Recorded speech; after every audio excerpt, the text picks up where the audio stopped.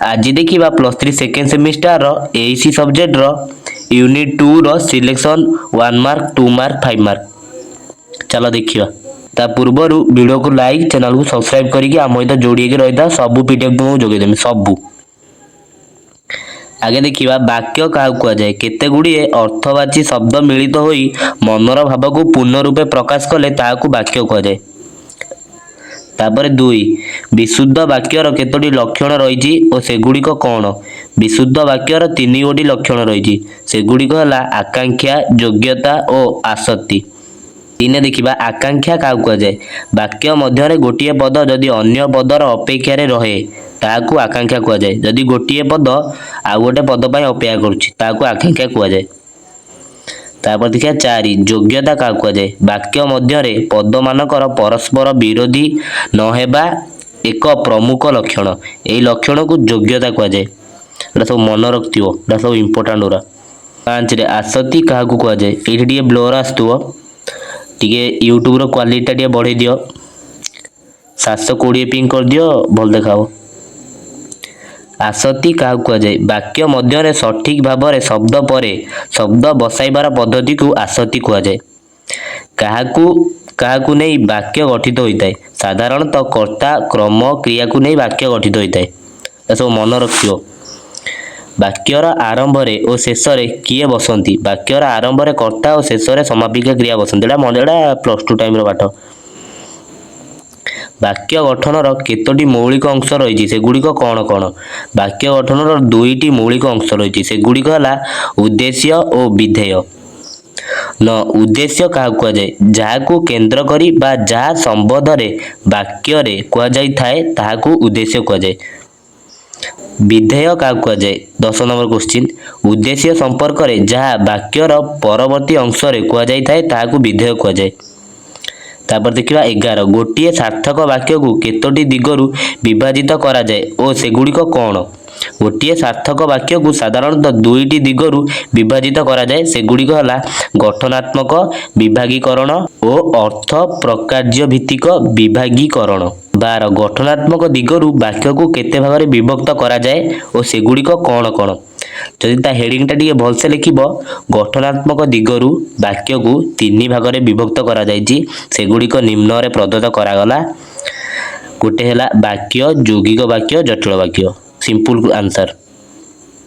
13 सरल वाक्य को क्या कहुए गोटे मात्र समापिका क्रिया को नहीं वाक्य गठित होइतिले ताहाकू सरल वाक्य कहुए एटा मन रखियो सब।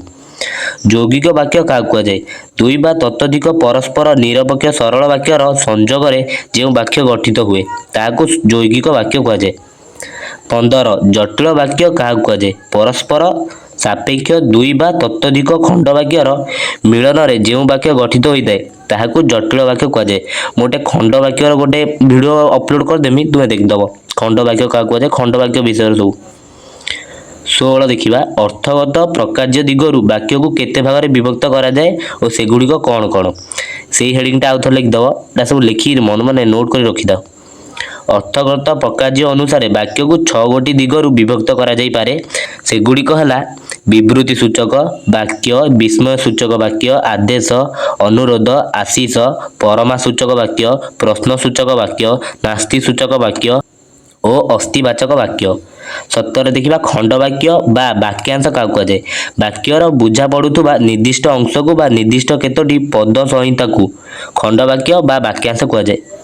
18 विवृत्ति सूचक वाक्य क्या कहुए निर्दिष्ट विषयक विवृत्ति बा वक्तव्य प्रकाश करिथिबा वाक्य को विवृत्ति सूचक वाक्य कहुए।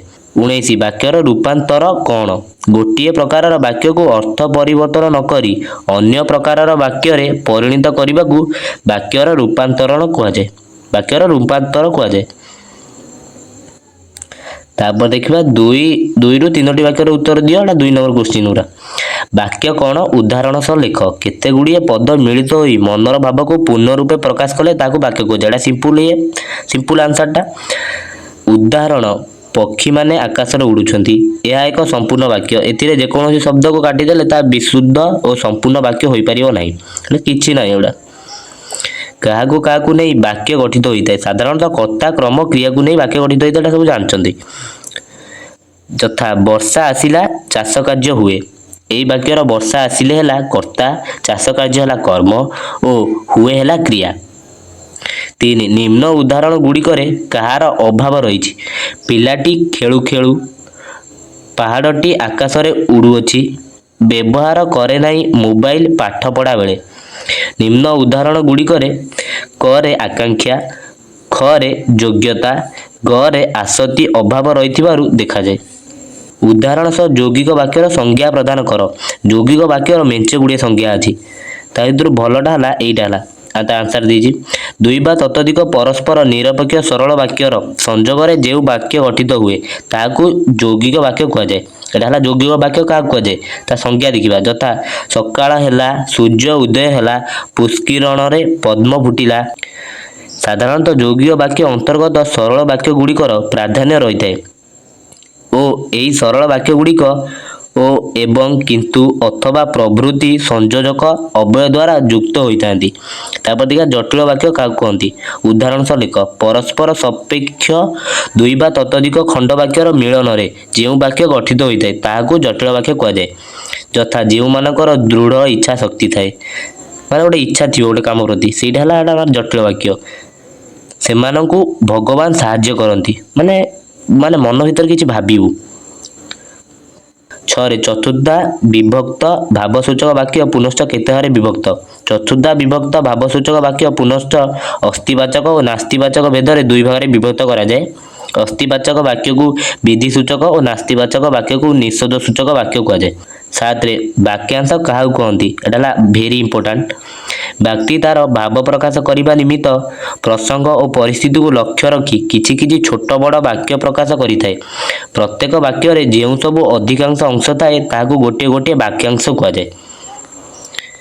8 ଉପବାକ୍ୟ ଓ ଅଶ୍ରିତ ବାକ୍ୟ କାହାକୁ କୁହାଯାଏ? ଗୋଟିଏ ସମ୍ପୂର୍ଣ୍ଣ ବାକ୍ୟରେ ଏକାଧିକ ଖଣ୍ଡ ବାକ୍ୟ ରହିଥିଲେ ସେଥିରୁ ଗୋଟିଏ ପ୍ରଧାନ ଖଣ୍ଡ ବାକ୍ୟ ରହିବ। ଏହା ସହିତ ଅନ୍ୟ ଗୁଡ଼ିକ ଅପ୍ରଧାନ ଖଣ୍ଡ ବାକ୍ୟ ଥାନ୍ତି। ଏହି ଅପ୍ରଧାନ ଖଣ୍ଡ ବାକ୍ୟକୁ ଉପବାକ୍ୟ ବା ଆଶ୍ରିତ ବାକ୍ୟ କୁହାଯାଏ। 9 ଉଦାହରଣ ସହ ଅନୁଜ୍ଞାତ୍ମକ ବା ଆଦେଶମୂଳକ ବାକ୍ୟ କାହାକୁ କହନ୍ତି ଲେଖ। ଯେଉଁ ବାକ୍ୟରୁ ଆଦେଶ, ଉପଦେଶ, ଅନୁରୋଧ, କାମନା, ଆଶୀର୍ବାଦ ଓ ଅନୁମତି ଭାବ ସୂଚିତ ହୁଏ ତାହାକୁ ଅନୁଜ୍ଞାତ୍ମକ ବା ଆଦେଶ ସୂଚକ ବାକ୍ୟ କୁହାଯାଏ। ଯଥା ଗୁରୁଜନଙ୍କ ସେବା କର, ମୋତେ ଯିବାକୁ ଦିଅନ୍ତୁ। ତାପରେ ଦେଖିବା ବିବରଣାତ୍ମକ ବା ବିବୃତ୍ତି ସୂଚକ ବାକ୍ୟ କାହାକୁ କହନ୍ତି? ଉଦାହରଣ ସହ ଲେଖ। ଯେଉଁ ବାକ୍ୟରେ କୌଣସି ବିଷୟରେ କିଛି ବର୍ଣ୍ଣନା ବା ବିବରଣୀ ଦିଆଯାଇଥାଏ ତାହାକୁ ବିବରଣାତ୍ମକ ବା ବିବୃତ୍ତି ସୂଚକ ବାକ୍ୟ କୁହାଯାଏ। ତା ଏକ୍ଜାମ୍ପଲଟା ଦେଖିବା। ଭାଗବତରେ ଅନେକ ଶିକ୍ଷଣୀୟ ଓ ଉପଦେଶାତ୍ମକ କାହାଣୀ ରହିଛି। 5 ମାର୍କ କ୍ୱେଶ୍ଚିନ୍ଟା ଆଉ ଭିଡ଼ିଓରେ କହିହେବନି, ଲଙ୍ଗ ହେଇଯିବ ଭିଡ଼ିଓଟା। ମୁଁ ଧୀରେ ଧୀରେ ସ୍କ୍ରୋଲ୍ କରୁଛି, ତୁମେ ପଜ୍ କରିକି ସ୍କ୍ରିନଶଟ୍ ନେଇଯାଅ, ନହେଲେ ନାହିଁ ନୋଟ୍ ବି କରିଦିଅ। ଭିଡ଼ିଓକୁ ଲାଇକ୍, ଚ୍ୟାନେଲକୁ ସବସ୍କ୍ରାଇବ୍ କରିଦିଅ। ସବୁ PDF ଯୋଗେଇଦେମି, ସବୁ।